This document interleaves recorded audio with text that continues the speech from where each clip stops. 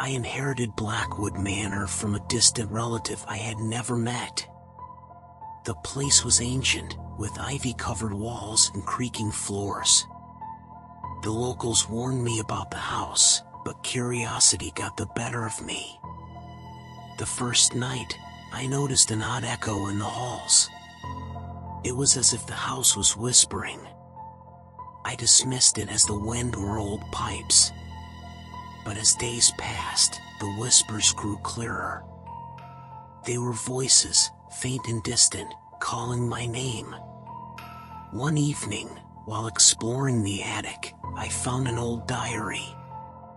It belonged to a young girl named Eleanor who lived there a century ago. Her entries spoke of a hidden room where her family kept their darkest secrets. She wrote about shadows that watched her and whispers that haunted her dreams. Determined to find the hidden room, I followed Eleanor's clues. Behind a loose panel in the library, I discovered a narrow staircase descending into darkness. With a lantern in hand, I ventured down. The air grew colder, and the whispers became louder, almost deafening. At the bottom, I found a small, dimly lit room. It was filled with old toys, dusty books, and a small bed. Suddenly, I felt a cold hand on my shoulder. I spun around, but no one was there. The whispers turned into screams, and the door slammed shut.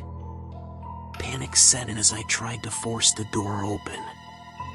The room seemed to close in on me, the air thick with malevolence.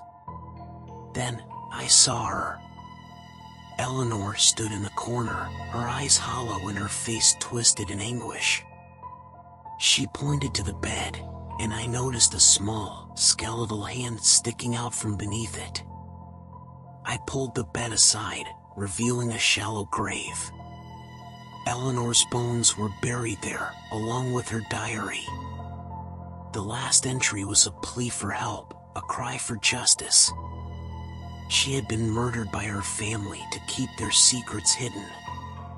I gathered her remains and left the house, never to return. I buried Eleanor in a proper grave, hoping to bring her some peace. But the echoes of Blackwood Manor still haunt me. Sometimes, in the dead of night, I hear her whispering my name, thanking me for setting her free.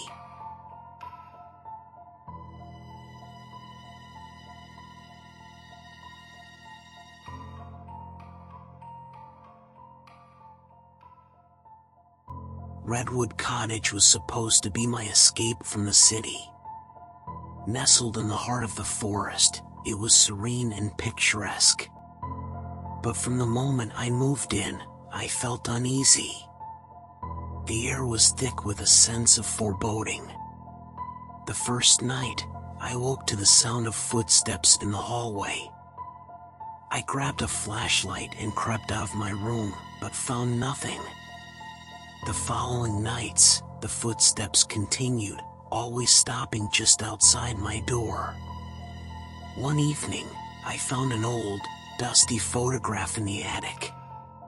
It showed a family of 4 standing in front of the cottage. The parents looked stern, the children frightened. The back of the photo was dated 1905, and a single word was scrawled across it: "Beware." Determined to uncover the truth, I visited the local library. The librarian, an elderly woman, recognized the cottage immediately. She told me about the Forsyth family, who had lived there in the early 1900s.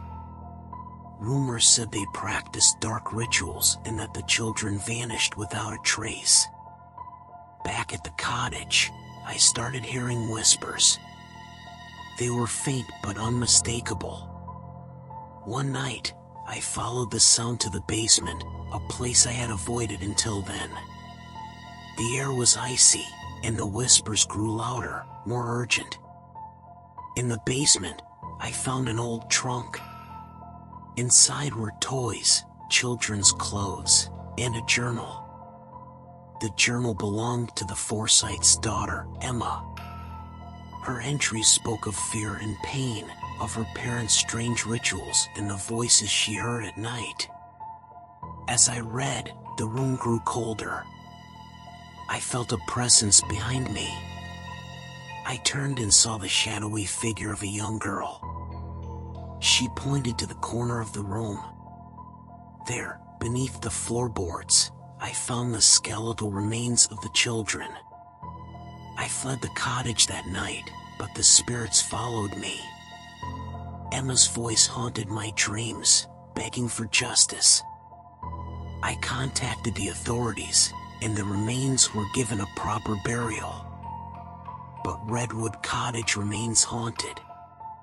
The forest whispers of the Forsythe's dark deeds, and Emma's spirit still wanders, seeking peace that may never come.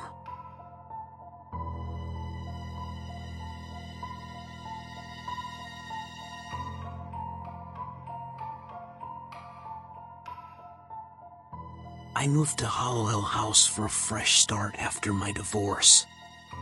The old Victorian mansion was beautiful, albeit a bit rundown. It had character, or so I thought. The first week was uneventful. Then, I started hearing noises, soft knocks on the walls, footsteps in empty rooms, whispers just beyond my hearing. I chalked it up to the house settling. But things escalated quickly. One night, I awoke to the sound of sobbing. It was coming from the attic. Heart pounding, I climbed the creaky stairs and found an old, dusty trunk. Inside were letters and photographs of a woman named Margaret and her daughter, Rose. The letters spoke of Margaret's despair after her husband's death and her fear for Rose's safety. The next morning, I found a journal hidden beneath a loose floorboard in my bedroom.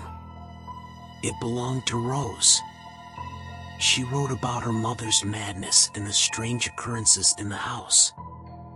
She mentioned seeing a dark figure watching her at night and hearing her mother's voice calling her from empty rooms. That evening, I felt a cold presence in the hallway. A shadow darted past, and I heard Rose's voice, faint and desperate.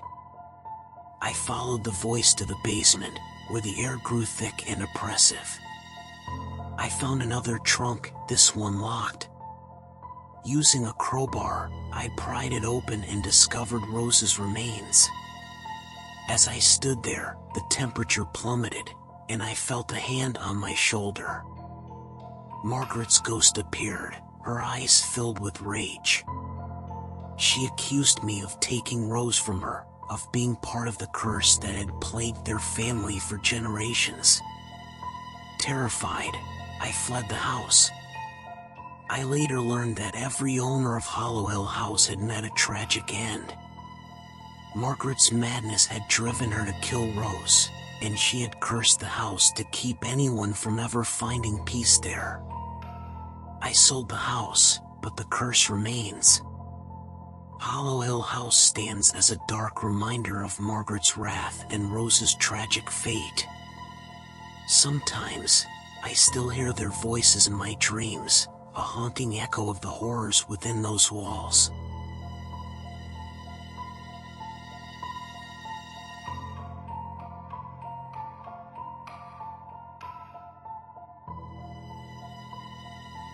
When I bought Ashwood Estate, I was mesmerized by its grandeur. The sprawling grounds and towering mansion were like something out of a fairy tale. But fairy tales often hide dark secrets. From the first night, I sensed something was wrong. The house was too quiet, the air too still. I started hearing faint music, like a distant piano playing an eerie melody. It led me to the parlor, where a grand piano stood untouched and dusty. One evening, I found an old gramophone in the attic. It had a record on it, labeled Sarah's Lament. Curious, I played it. The music was hauntingly beautiful, but as it played, the temperature dropped, and I felt a presence behind me. I turned to see a woman in a white dress, her eyes filled with sorrow. She vanished as quickly as she appeared, leaving me shaken. I found a journal in the attic, hidden in a trunk. It belonged to Sarah, a previous owner. Her entries spoke of her love for music and her longing for her lost fiancé, Edward, who had died in a fire that consumed part of the estate. The next night, I heard footsteps echoing through the halls. Following the sound, I found myself in the burnt remains of the West Wing. The air was thick with the smell of smoke, and I saw shadowy figures moving through the ruins. In the library, I discovered a hidden compartment behind a bookshelf. Inside were letters and photographs of Sarah and Edward. Their love story was tragic, ending with Edward's death and Sarah's descent into madness. She had locked herself in the parlor, playing her piano until she died of heartbreak. As I read, the room grew colder. Sarah's ghost appeared, her face twisted in grief. She begged me to help her find peace, to reunite her with Edward. I agreed, and she led me to a hidden grave in the garden where Edward was buried. I arranged for Edward's remains to be moved to the family cemetery, and Sarah's spirit finally found peace. But Ashwood Estate remains haunted by the echoes of their love and loss. Sometimes, I still hear the faint strains of Sarah's lament and see her ghostly figure wandering the halls, forever searching for her lost love.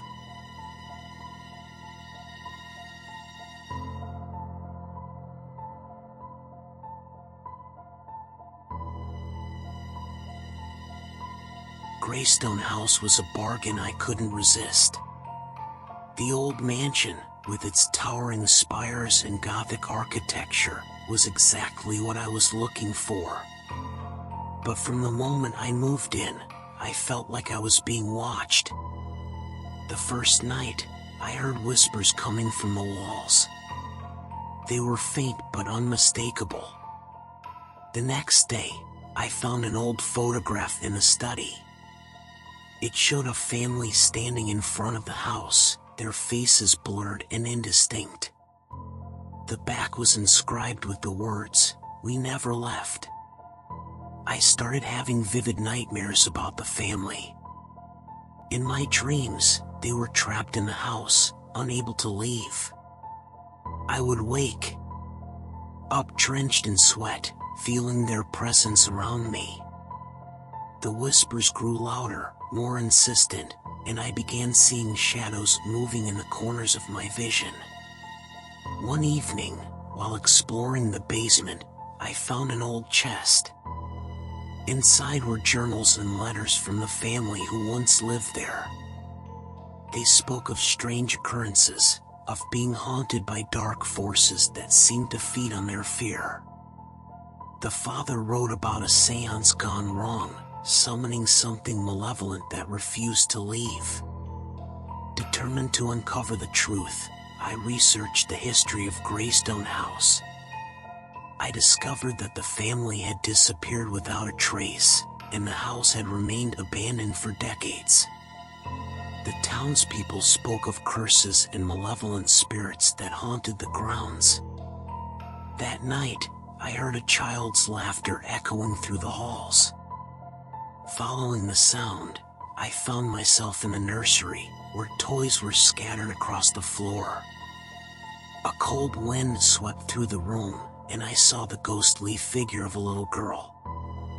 She pointed to a hidden door behind the wardrobe. The door led to a secret room, filled with old books and ritualistic objects. In the center was a large, ornate mirror. As I approached, I saw the family's reflections trapped within the glass, their faces twisted in terror. The whispers turned into screams, and I felt an icy hand grip my arm.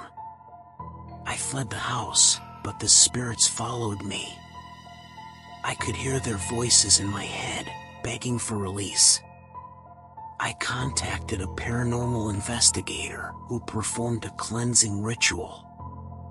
The spirits were finally freed, but the house remained tainted by the darkness that had claimed so many lives.